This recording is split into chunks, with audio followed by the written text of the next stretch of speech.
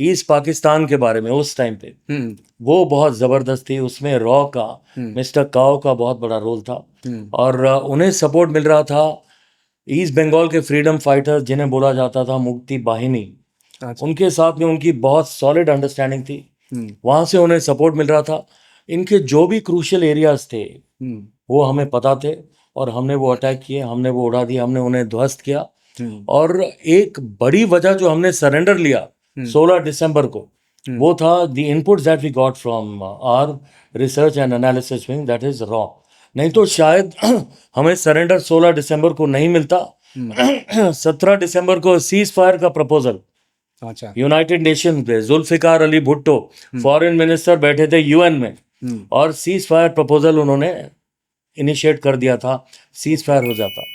जब से पासा पलटा, 3 दिसंबर वॉर शुरू हुआ, और उन्हें पता लगा कि पासा पलट गया 9 दिसंबर तक, इंडिया हावी होने लगा है, तो 10 दिसंबर पहला प्रपोजल उन्होंने सीज फायर, कि सीज फायर हो जाएगा तो सब रुक जाएगा, उन्होंने डाल दिया यूएन में।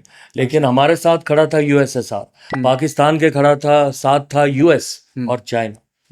लेकिन यूएसएसआर ने वीटो कर दिया सिक्योरिटी काउंसिल का एक इम्पॉर्टेंट मेंबर होने की वजह से, और वो सीज फायर प्रपोजल खारिज हुआ। और उन्होंने 13 दिसंबर एक और प्रपोजल आया, और वो भी यूएसएसआर ने वीटो कर दिया। अच्छा, तो सीज फायर होने के चांसेस खत्म हो गए, क्योंकि वो लोग चाहते थे सीज फायर यानी ड्रॉ हो जाए मैच, या वो वॉर जंग ड्रॉ हो जाए।